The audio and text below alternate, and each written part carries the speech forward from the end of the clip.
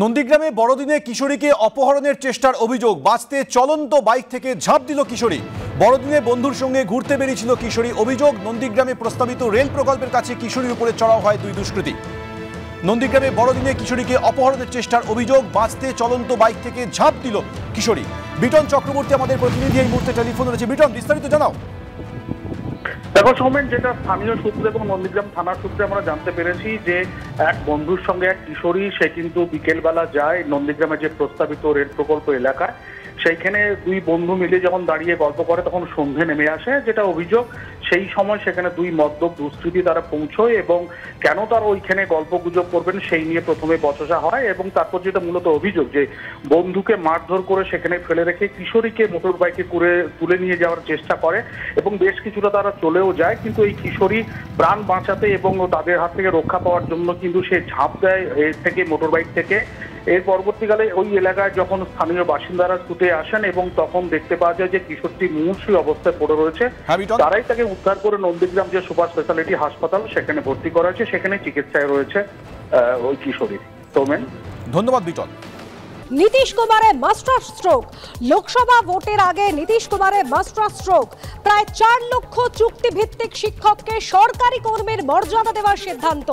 বিহার বিদ্যালয় পরীক্ষা সমিতির পরীক্ষায় পাশ করলে সরকারি কর্মীর তকমা। চুক্তিভিত্তিক শিক্ষককে সরকারি কর্মীর মর্যাদা দেওয়ার সিদ্ধান্ত বিহার মন্ত্রিসভার।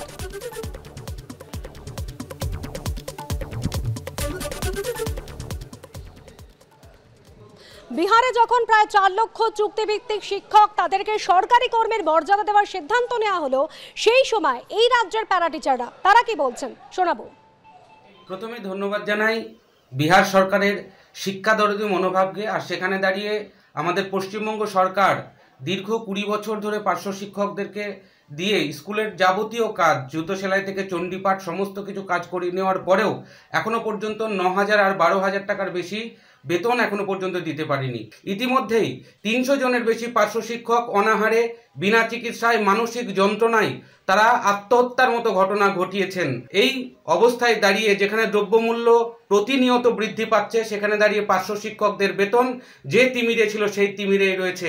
আমি আবেদন রাখবো মাননীয় মুখ্যমন্ত্রীর কাছে, অবিলম্বে বিহার সরকার যদি 3.5 লক্ষ পার্শ্ব শিক্ষককে একসঙ্গে তাদের পদমর্যাদা দিতে পারে, তাহলে পশ্চিমবঙ্গ সরকার কেন মাত্র 40,000 পার্শ্ব শিক্ষককে তাদের যে বেতন বঞ্চনা, তাদের যে দীর্ঘদিনের দাবি বেতন কাঠামো নির্মাণ করা, সেটা কেন পালন করতে পারবে না?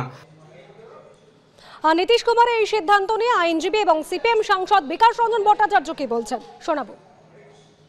প্রত্যেক সরকারের প্রাথমিক দায়িত্ব হচ্ছে শিক্ষার প্রসার ঘটানো, শিক্ষা একদম প্রান্ত সীমায় পৌঁছে দেওয়া, যাতে সাধারণ গরিব ঘরের ছেলেরা লেখাপড়া শিখতে পারে। এটা প্রাথমিক কাজ।